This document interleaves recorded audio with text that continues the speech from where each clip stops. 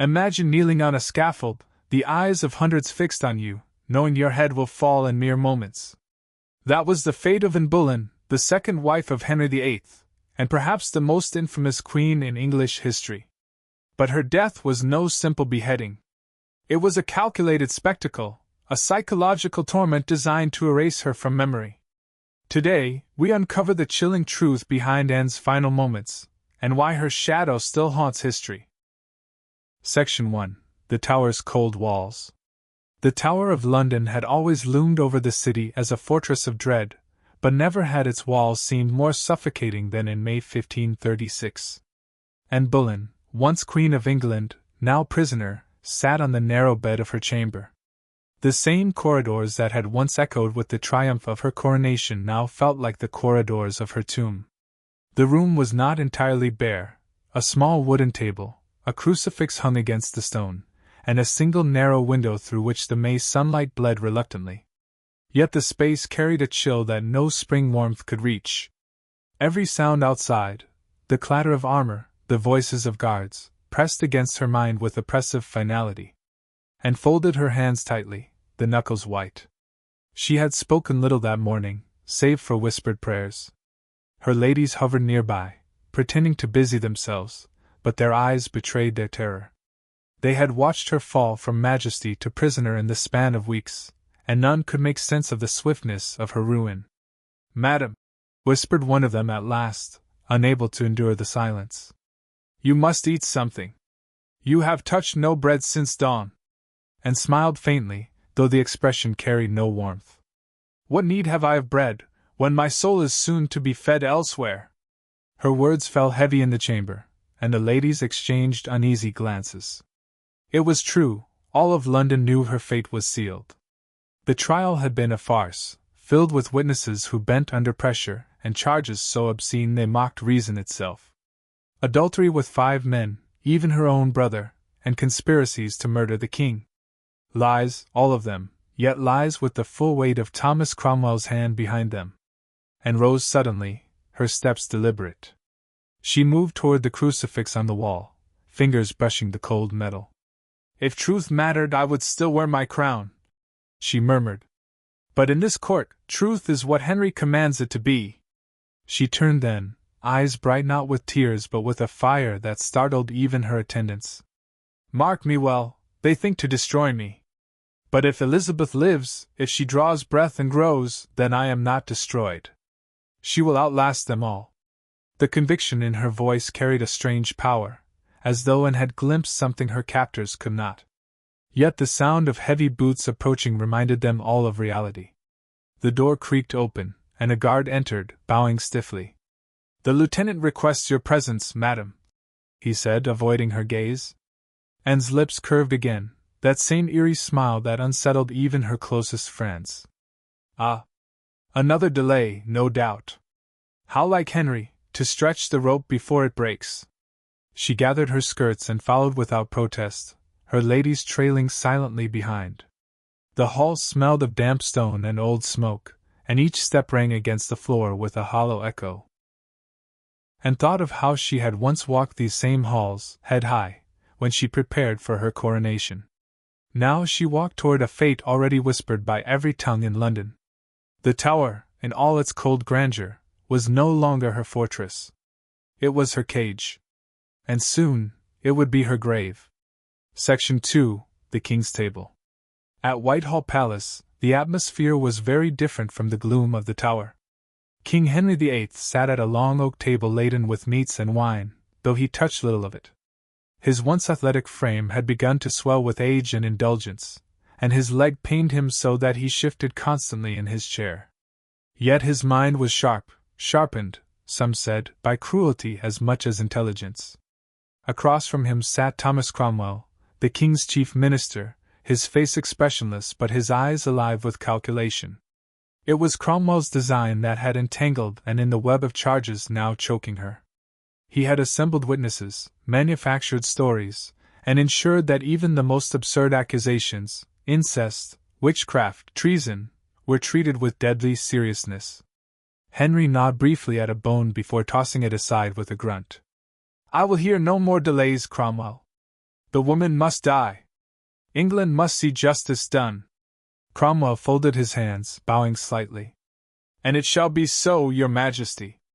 But justice, to be believed, must wear a convincing mask.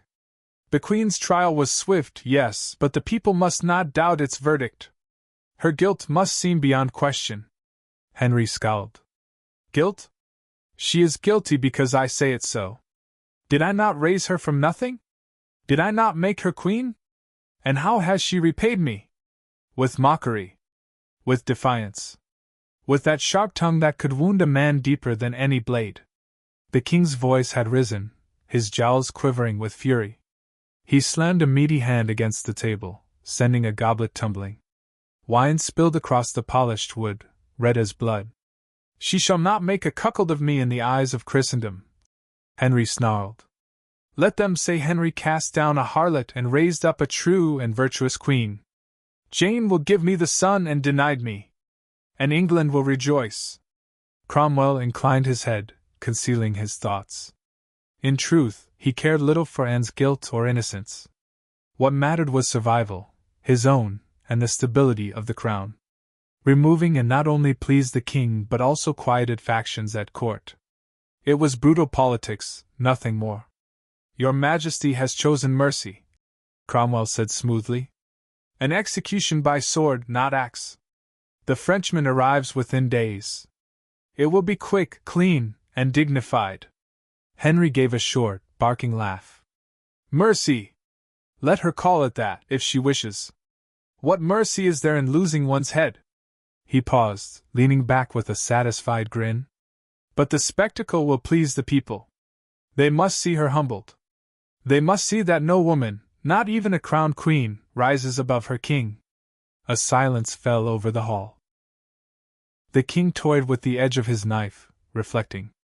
Then he looked sharply at Cromwell. And what of Elizabeth? Declared illegitimate, of course, Cromwell answered. Her claim erased, her name struck from succession. She will be provided for, but no more than any other royal bastard. Henry's lips curled. Good. Let her grow knowing she is nothing. For a long moment neither man spoke. Then Cromwell leaned forward, his voice low. It is done, sire. Within days, and Boleyn will trouble you no more. England will have its queen anew. Henry raised his goblet, smirking. To Jane, then. The wine gleamed crimson as he drank, while across the city, Anne's fate grew ever closer. Section 3. Whispers in the Dark. In the tower, night had fallen. The narrow chamber where Anne was kept flickered with the dim glow of tallow candles. Shadows clung to the corners like watchful spirits, and the silence was pierced only by the occasional creak of old timber or the clank of a guard's armor outside. Anne sat at the table, her hands folded neatly before her. She had tried to read from a small prayer book, but the words blurred on the page. Fatigue pressed on her, yet sleep eluded her completely. Each time her eyes closed, visions came, the sneering faces of courtiers at her trial, the icy stare of her Uncle Norfolk when he pronounced her guilty, the sound of her own heartbeat echoing like a drum as the charges were read. Her ladies-in-waiting hovered nearby, whispering among themselves in voices they thought she could not hear. She caught fragments. Mercy, the Frenchman tomorrow. Speak plainly, and said suddenly, her voice cutting through the stillness. You do me no kindness with murmurs. The women froze. At last one of them, young Margaret Wyatt, stepped forward. Her eyes brimmed with tears. They say His Majesty has granted you the sword, not the axe. And tilted her head, studying the girl's trembling lips. The sword. She gave a soft, humorless laugh. Mercy, they call it. To lose one's head in a single stroke rather than endure the clumsy hacking of an axe. She traced her finger along the table's edge. And yet the end is the same, is it not? Margaret fell to her knees beside her mistress, clutching Anne's hand. It is not just, my lady. We know it. All England knows it. How could they say such things? Adultery, incest, none of it true. And squeezed her hand gently. Truth has no place here, sweet girl. The king desires an end, and Cromwell provides it. That is all. Another of her ladies, older and more cautious, approached.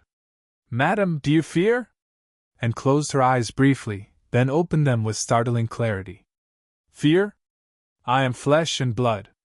Of course I fear. But I will not let them see it. If they take my life, they shall not take my dignity." For a long while, no one spoke.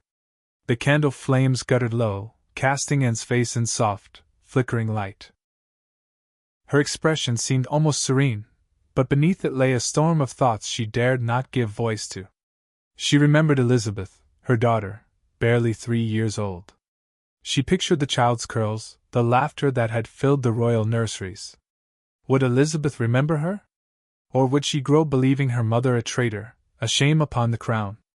And whispered then, almost to herself, "She must live. That is all I ask of God, let Elizabeth live." The chamber fell silent again, heavy with unspoken grief. Outside, the bells of London tolled the late hour. 4 in Boleyn, each sound carried her further from the throne she once ruled, and closer to the scaffold that waited. Section 4. The Trial of Shadows. The trial had taken place only days earlier, but and it replayed endlessly in her mind, a grotesque theatre staged not for truth, but for condemnation. She had been brought into Westminster Hall under heavy guard, the air thick with the murmurs of nobles and commoners alike, all eager to witness the fall of a queen. The great vaulted chamber, once the setting of royal pageantry, had been transformed into a tribunal of accusation. At its center sat her uncle, Thomas Howard, Duke of Norfolk, presiding as High Steward of England. His lined face was set in stone, yet his eyes carried a glint of satisfaction that chilled her more than open hatred would have. As she entered, and felt the stares burning into her. Some were pitying, others venomous. Whispers rippled through the crowd like the hiss of snakes. "Adulteress!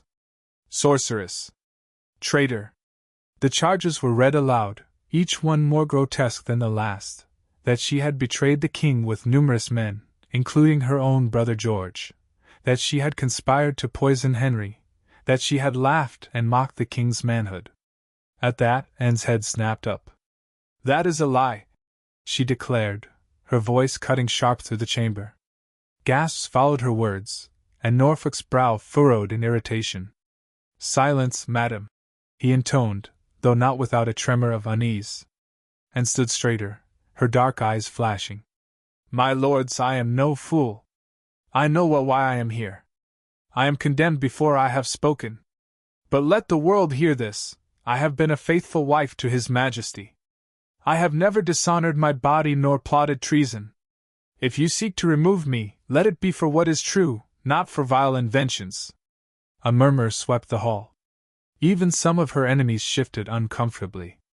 Anne's eloquence was legendary, her tongue as sharp as any sword. For a moment she seemed almost untouchable, the queen who had once defied a pope and altered the fate of nations. But Cromwell was there, his hawk-like gaze never leaving her. With calm precision, he directed witnesses to testify, each one rehearsed and eager to condemn. Some claimed they had seen and exchanged furtive glances with courtiers, others swore she had spoken words of treason. The accusations grew wilder with every voice, a storm of falsehoods drowning the chamber. George Boleyn's trial had been no less cruel. Anne could still see her brother standing proud, refusing to confess even under threat of death. His dignity had been his only defense, yet he too had been condemned. The memory pierced her like a dagger. When her defense was finally silenced, Norfolk pronounced the sentence with chilling finality. "You shall be burned at the stake, or else beheaded, as shall please the King's Highness." The words echoed through the chamber. Anne's knees trembled, but she refused to fall. She raised her chin, her voice clear and steady. "I am prepared to meet my death, but I pray God to forgive those who have judged me unjustly. May He have mercy on my soul, and on the souls of this realm." That night, alone in her cell, Anne had wept, not for herself, but for the world her daughter would inherit. Now, in the Tower, as she remembered every detail, the bitterness returned. The trial had not been about guilt or innocence. It had been about power, and about removing her from Henry's side with as much spectacle as possible. she whispered into the silence. So this is justice. A play staged for a king who has grown weary of me. Her words were met only by the faint cry of a raven outside the tower walls. Section 5. The Minister's Visit. The night was heavy with silence when the sound of footsteps echoed down the corridor. Anne, seated by the narrow window slit, looked up as the door creaked open. Into her chamber stepped Thomas Cromwell, the king's chief minister, the architect of her downfall. His cloak was plain, his expression unreadable, but his presence filled the room like a shadow stretching across the walls. Her ladies instinctively shrank back, retreating to the edges of the chamber. Cromwell inclined his head slightly, a mockery of courtesy. "Your Majesty," he said, though the title was delivered with a chill that stripped it of all reverence. And rose slowly, her movements graceful despite the iron weight pressing upon her spirit. "Do you come to gloat, Master Secretary? Or to rehearse once more the lies you have woven around my name?" Cromwell's lips twitched into something that might have been a smile, but it never touched his eyes. "I come to inform you that the king has shown mercy. You shall not burn. The executioner is already on his way from Calais. A clean stroke, swift and sure. You may thank His Majesty for such consideration." And laughed softly, a sound sharp as glass. "Mercy! To trade the flames for a Frenchman's sword. Tell me, Cromwell, does your king sleep soundly while his wife waits in the tower for his butcher?" Cromwell's gaze hardened, though his voice remained calm. "The king has already moved on. He prepares for his future, as any wise ruler must. You are the past. A necessary sacrifice to secure England's stability." "Stability?" Anne's eyes flashed. "Call it what it is. His desire for another womb. I gave him a daughter who may yet surpass every son he hoped for. But he cannot see it. Nor can you." For the briefest moment, Cromwell's expression shifted, not regret, but recognition of her sharpness. "You always did have a dangerous tongue, madam. Perhaps that, more than anything, has brought you here." And stepped closer, her voice low, searing. "It was not my tongue that condemned me, Cromwell. It was your ambition. You feared the queen who would not bend, who would not be your pawn. Better, then, to silence me forever." Cromwell did not flinch. He had faced kings and rebels alike, and Anne's fire was no more than one last flicker of a candle about to be snuffed. He turned to leave but paused at the door. "Tomorrow, you will face your end. I suggest you make peace with God, not quarrel with men. Your courage may yet win you pity in the chronicles." Anne's reply rang through the chamber. "I do not seek pity, Master Cromwell. Only truth. And truth will outlive both you and your king." The door shut behind him with a heavy thud. Silence returned, but it was no longer the silence of despair. It was charged, electric, as though the stones themselves had absorbed Anne's defiance. Her ladies came timidly toward her, but and only raised a hand. "Let him think he has broken me. Tomorrow, I shall show him otherwise." Section 6. The Night Before. The night before May 19th was cold, despite the season. Anne's chamber was lit only by the dim flame of a single candle, its flickering glow casting shadows across the rough stone walls. Outside, the muffled sounds of guards changing watch echoed faintly, but within, the air was thick with whispered prayers. Anne knelt on the bare floor, her hands clasped tightly around a small wooden crucifix. Her lips moved silently, words of supplication falling into the darkness. Every so often her voice broke aloud. "Into thy hands, O Lord, I commend my spirit." Her ladies watched helplessly, their own faces drawn with grief. Lady Kingston, the lieutenant's wife, tried to offer comfort, but Anne's eyes seemed fixed on something far beyond the chamber. Finally, she turned to them, her voice steady but tinged with weariness. "Do not weep for me, my friends. Weep for England, for a king who destroys what he once loved as easily as he casts off a worn garment." Her ladies exchanged glances, but dared not reply. Even here, within the tower's walls, every word might find its way back to ears unfriendly to the queen. And rose and moved toward the narrow slit of a window. Beyond it, she could just glimpse the faint outline of the white tower, stark against the moonlit sky. She remembered her coronation, the golden canopy under which she had walked, the thunderous applause of the people, the weight of the crown upon her brow. How strange that only 3 years separated that triumph from this downfall. 3 years? She murmured to herself. From majesty to misery. And tomorrow, from misery to eternity. One of her ladies, emboldened by sorrow, whispered, Your Majesty, perhaps there is still hope. The king may yet spare you. And turned sharply, her expression fierce. No. He has already written my epitaph in his heart. Even now he courts Jane Seymour openly. Would a man in doubt of his queen's guilt do such a thing? She paced the chamber, her hands trembling though her voice remained composed. Henry thinks by erasing me he erases my child's claim. But Elizabeth carries my spirit. One day she will stand taller than the shadows he casts upon her. The women fell silent, sensing the enormity of her words. As the hours wore on, and allowed herself a brief rest upon the narrow pallet that served as her bed. Sleep did not come, but visions did. She saw her daughter's face, framed by fiery hair, eyes alight with intelligence. She saw the court she had once commanded, now whispering her downfall. She saw the scaffold, low and stark upon the green, the blade flashing in the morning light. At one point she laughed softly, startling her attendants. They say the Frenchman's sword is sharp. Perhaps I shall not even feel it. Perhaps I shall only hear the rush of air, and then silence. The candle sputtered, then went out, plunging the room into darkness. And lay back, her crucifix still clutched in her hand. She whispered one final prayer before dawn. Lord, forgive them, for they know not what they do. And with that, she closed her eyes, awaiting the morning that would end her life, but not her story. Section 7. The Morning of the Scaffold. The morning of May 19, 1536, dawned unusually bright. Sunlight spilled across the tower's stone walls, gilding the battlements with a deceptive warmth. For the city of London, it was a day of spectacle. For Anne Boleyn, it was the end. At first light, the yeomen of the guard assembled in full regalia. Their halberds gleamed, their steps echoed on the cobblestones as they marched to their positions around Tower Green. The scaffold had been erected days earlier, low to the ground, only 3 feet high. Unlike the grand, towering platforms used for traitors of lesser rank, this one was intimate, forcing the condemned to face her audience eye to eye. In her chamber, and dressed with deliberate care. She chose a gown of deep grey damask, its simple cut at odds with the jewels and finery she had once commanded.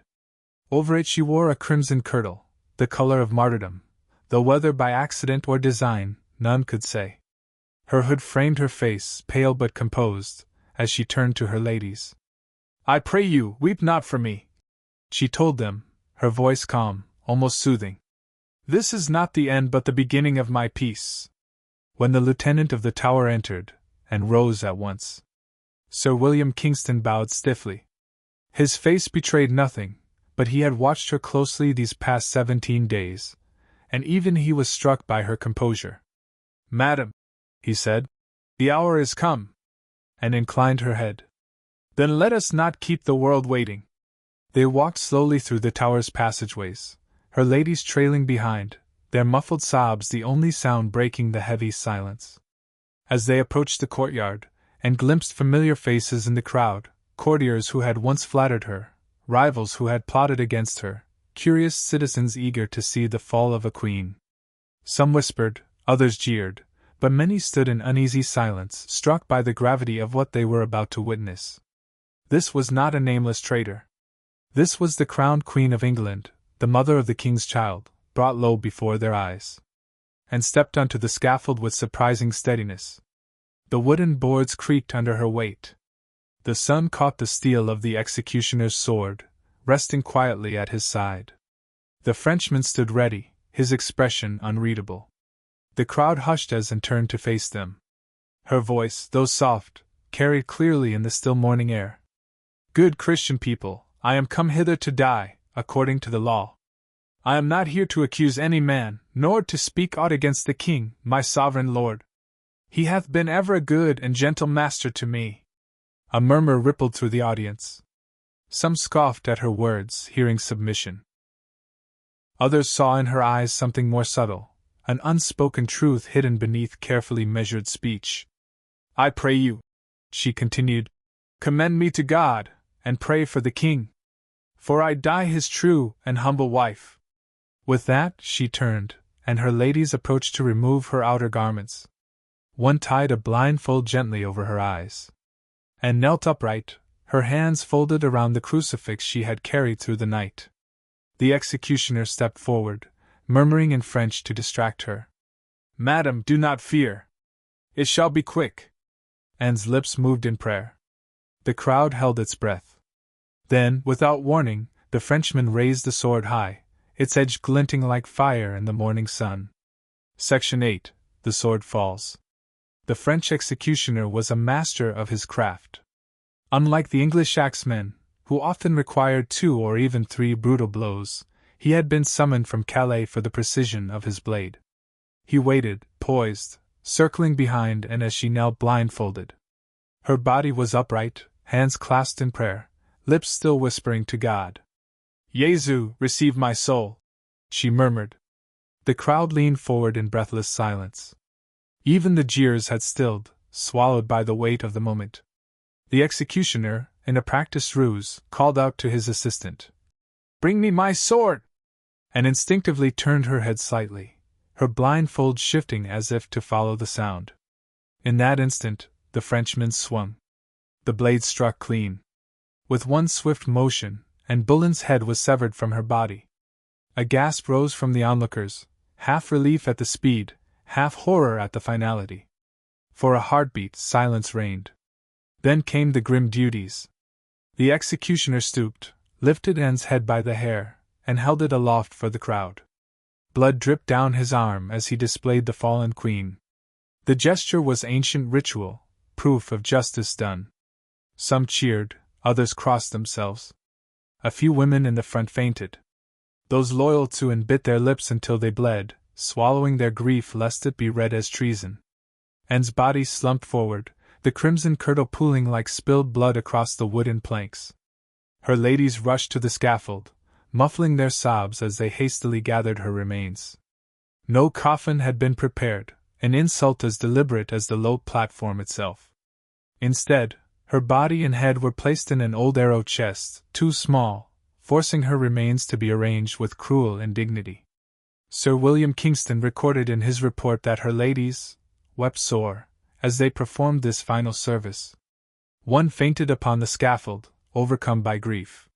Yet they worked quickly, for the guards urged them on, eager to clear the platform before the crowd grew restless. The arrow chest was borne to the chapel of St. Peter ad Vincula within the tower grounds.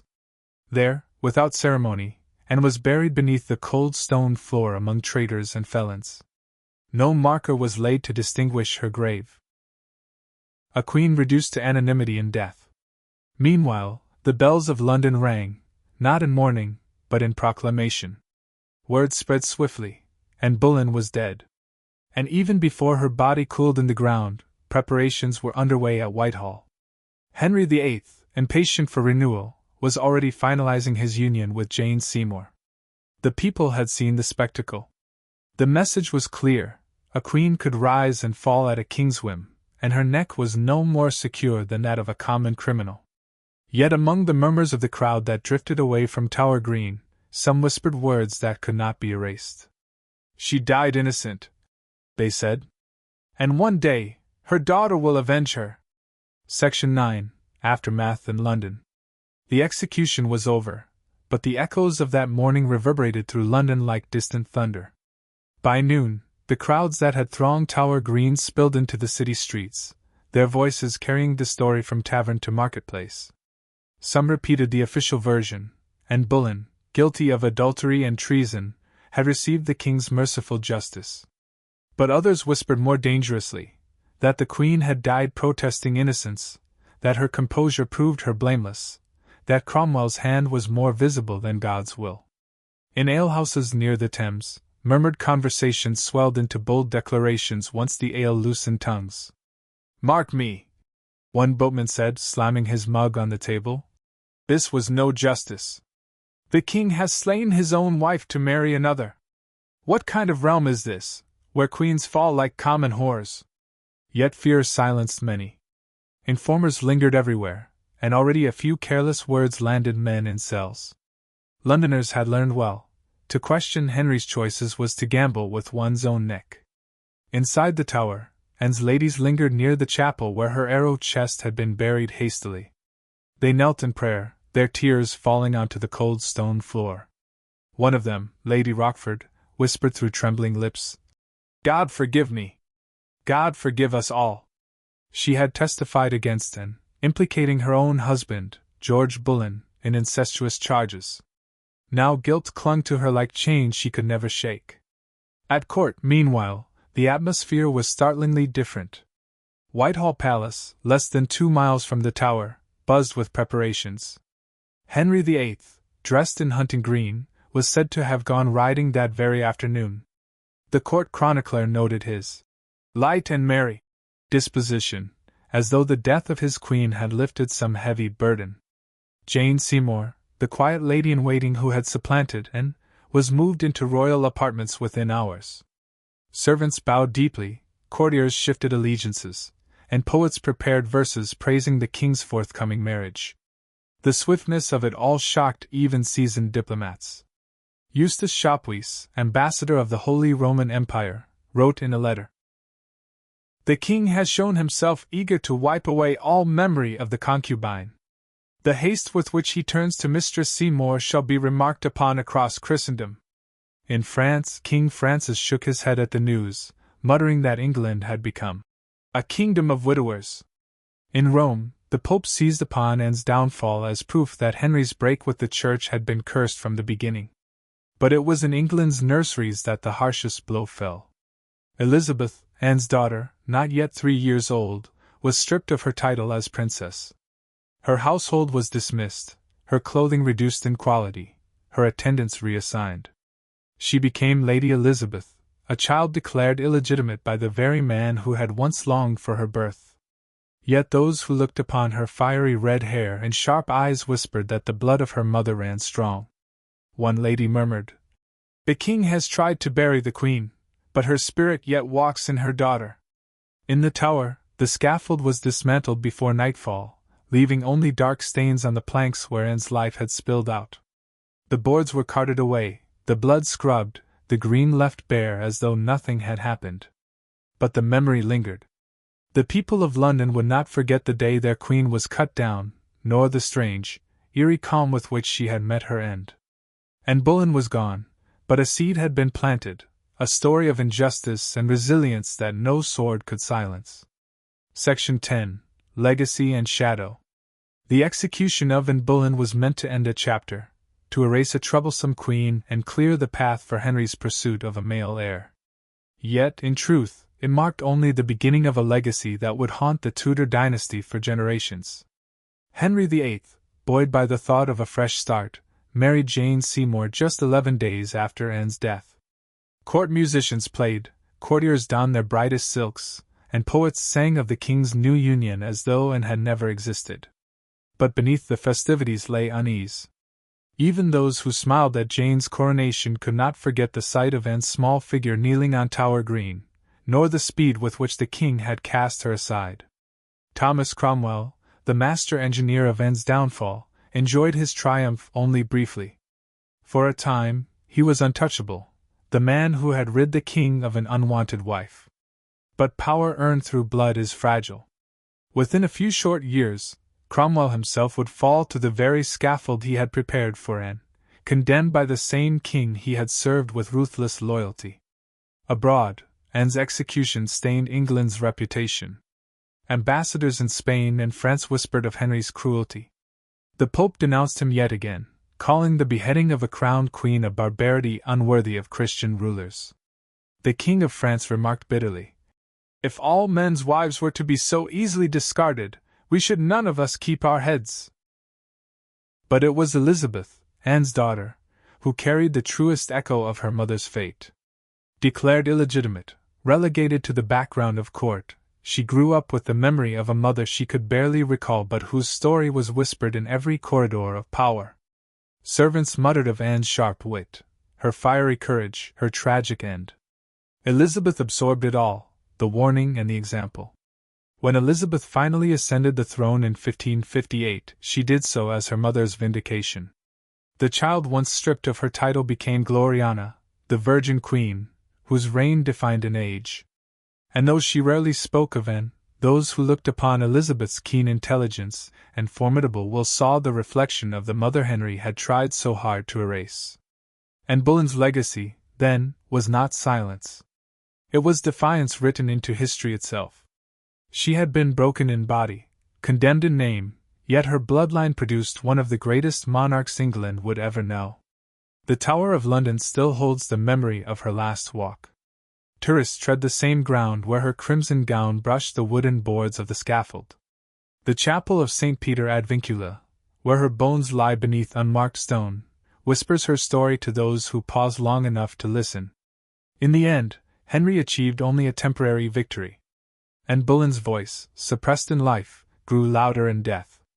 She became not the adulteress of her enemy's invention, but a symbol of ambition, of injustice, and of the precarious fate of women who dared wield power in a man's world. 5 centuries later, her fall still captivates. Not because of the sword that struck her down, but because of the truth she embodied, that power can destroy, but it cannot erase. Anne Boleyn, Queen of England, died on Tower Green. But her shadow lived on, in her daughter, in her enemies, and in the enduring question of how history remembers those who challenge the order of their age.